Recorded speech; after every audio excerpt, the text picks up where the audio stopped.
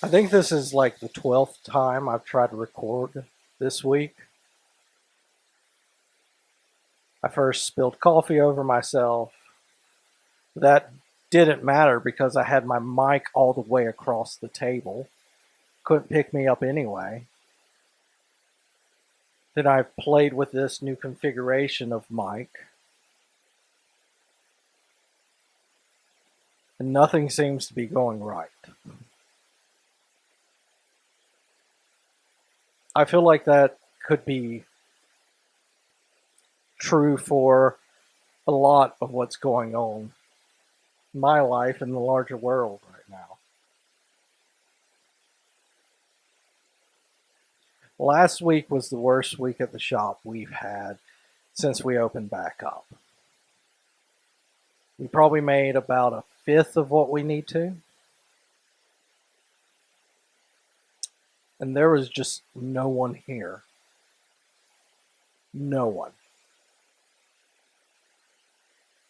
And right now I'm trying to deal with this addiction. And it isn't your typical culprits of alcohol and drugs, at least typically given and stressed. I feel like it is pretty damn typical what I'm dealing with. Um, it's just my personality makes it so much worse. You can get addicted to just about anything. Right now, what I'm going through, and you can laugh if you want to, but I get addicted to podcasts and YouTube. And you would maybe say, yeah, they're addictive, but not an addiction. My brain has the same chemistry light up, or should I say, power down, fill in the void that people do with drugs or alcohol. Like, the consequences for others is not as bad, but I have walked around these last several years in a bit of a stupor. I haven't been an idiot, but I have been, let's say, intellectually stunted. Some of that is I don't have people to talk hard theology or philosophy with, or get into any real literary criticism. I don't have any people to speak with about big ideas regularly to keep me sharp. But a lot of it is I have just tried to fill the void of silence with sound at all times. Silence is uncomfortable for me. I would I remember growing up that my stepfather and sister would have these horrible arguments. Just horrible arguments. And she would be standing near our front door, and the front door, you take a right, goes immediately to the bedroom, which had my bedroom, to the hall, which took to my bedroom, then the bathroom, then my sister's bedroom at the end of the trailer. And she would stand in that doorway and yell, mostly just be yelled at by my stepfather, who was sitting reclining on the couch, usually with in the midst of eating or some scraps of food on a tray and on his plate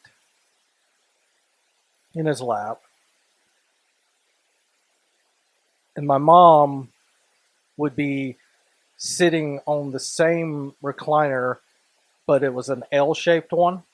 So on the other end of the recliner, like in the middle of the fight, her head cowled, and there was a little island that separated the kitchen and the dining room. There was a little bar you could sit on and eat. And that's where I sat.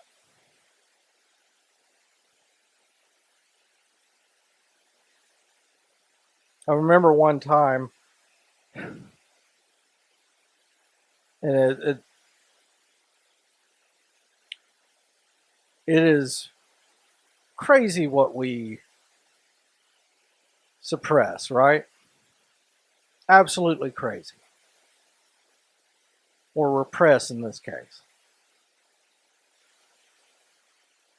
I was running around a track in Baylor one night, and while I was running, this memory I hadn't thought of in years just popped up, and it was of that scene or one of those nights, one of those many, many nights where there was yelling, but what was worse than that was the tense silence in between the shouting. I remember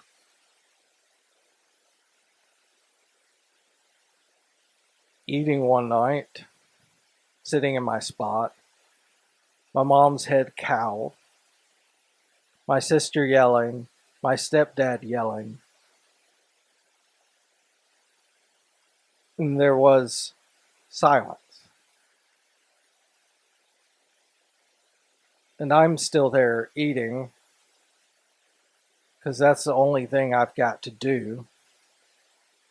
I can't move any place.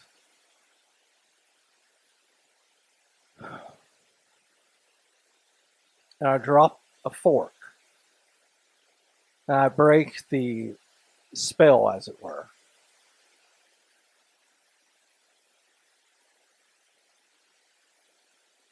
And the rage in my stepfather's eyes when he looked at me made me scared.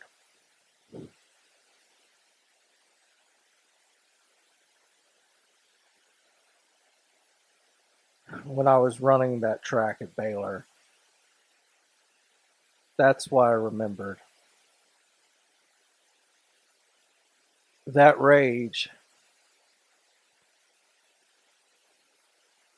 and I just stopped running. I couldn't run another step.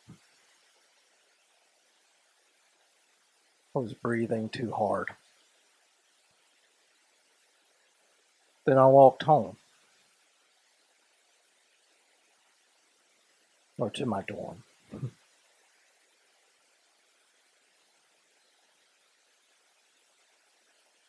I believe it was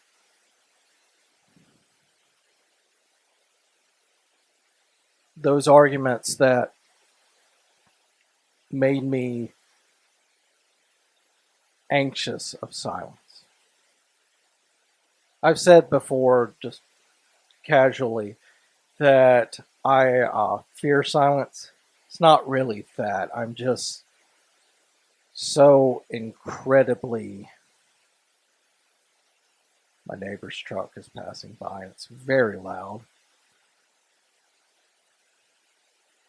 It makes me so anxious. So, like any other addict, I've tried to fill in the void.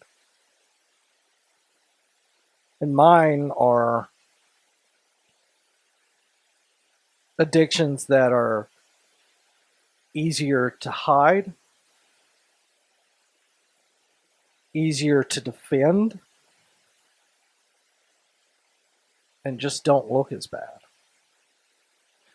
Trust me, I have dallied with some of the other um, most wanted addiction list. I smoke a pipe and cigars.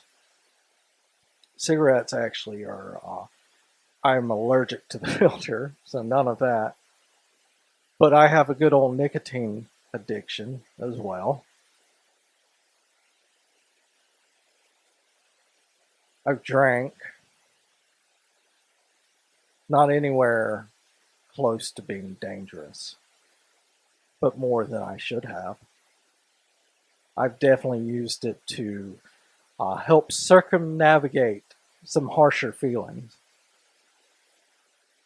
Never done drugs,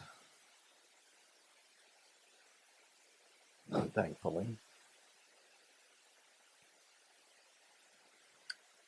But the void that people use drugs, alcohol, and tobacco, that void, that gnawing nothingness. If I'm Cormac McCarthy, the implacable darkness. I try to fill that void, those silent moments, with sound. And it isn't just sound. It's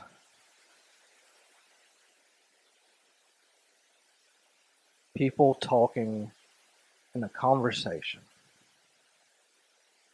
Because when people are talking, even if it's yelling at each other, it is more comfortable than silence. Music will not scratch this itch.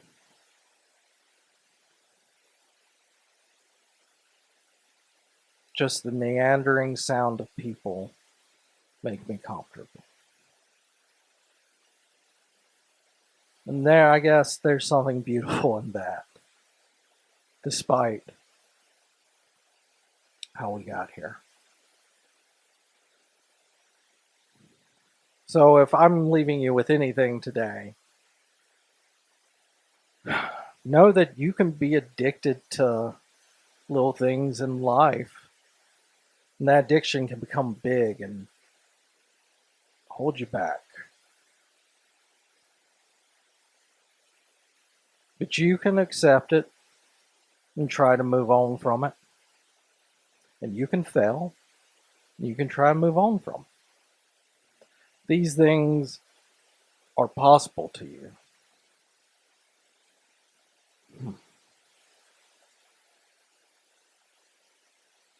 And I hope that you take them.